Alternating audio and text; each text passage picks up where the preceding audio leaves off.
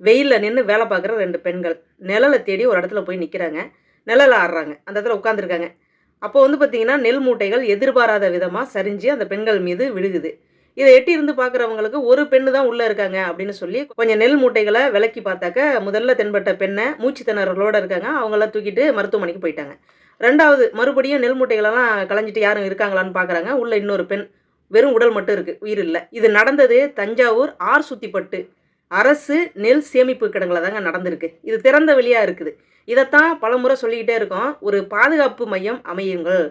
இவ்வளவு நெல் மூட்டைகள அடுக்கி வைக்கிறதுக்கு முன்னால கீழ வந்து ஒரு சின்ன மேடை மாரி அமைச்சுட்டு தான் அது மேல வந்து நெல் மூட்டைகள அடுக்கி வைப்பாங்க. அப்படி அமைக்கப்பட்ட அந்த அடித்தள மேடை இருக்கு பார்த்தீங்களா? அதுல ஏதோ ஒரு குறைபாடு ஏற்பட்டு இந்த மூட்டைகள் எல்லாம் அந்த பெண்கள் மேல போய் விழுந்துருச்சு.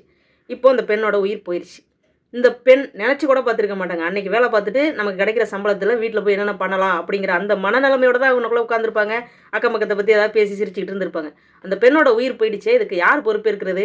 விதைச்சு, விளைய வச்சு விவசாயிங்க கஷ்டப்பட்டு கொண்டு வந்து நெல்ல உங்கள்ட்ட குடுக்குறாங்க. அந்த நெல்ல வாங்கி ஒரு இடத்துல சேமிச்சு, அத மறுபடியும் அரிசியா மாத்தி வெளிநாடுகளுக்கு ஏத்துறதா இருந்தாலும் ஏத்துங்க. இல்ல உள்ளூர்ல இருக்கிற மக்களுக்கு நீங்க குடுக்குறதா இருந்தாலும் குடுங்க. அப்படிங்கிற வகையில இங்க விவசாயிகள் ஒரு பக்கம் செஞ்சுட்டு இருக்காங்க. அவங்களுக்கும் நல்லது நடக்கல. இந்த பக்கம் கொண்டு வந்து சேமிச்சு வைக்கிற நெல்லு ஒண்ணு மழையில நனைஞ்சிருது. இல்ல இது மாதிரியான ஒரு விபத்துக்கள ஏற்படுத்துது. இது வந்து வெளியில தெரியுதுங்க. வெளியில தெரியாம எத்தன பேர் என்னென்ன நடந்துச்சுலாம் தெரியாது. ஏன்னா ஒண்ணு ஒண்ணா சொன்னா தானே தெரியும். இனிமேலுக்கு எங்கெங்க என்னென்ன நடக்குது அப்படின்னு ரீல்ஸ் எடுத்து மக்கள் அப்லோட் பண்ணாக்க ஒரு வேள நம்மளால வந்து இது நடக்குதுன்னு பார்த்து தெரிஞ்சுக்கலாம். இப்ப தான் வந்து கேள்வி கேட்குறீங்களா? அப்படிலாம் இல்லங்க. சமூக அக்கறையில இருக்கிற யாரா இருந்தாலும் எப்ப வேணாலும் வந்து கேள்வி கேட்க தான் செய்வாங்க. ஒரு மாற்றம் வேணும் அப்படின்னு எதிர்பார்த்துக்கு இருந்தவங்களுக்கு மாற்றம் இல்ல.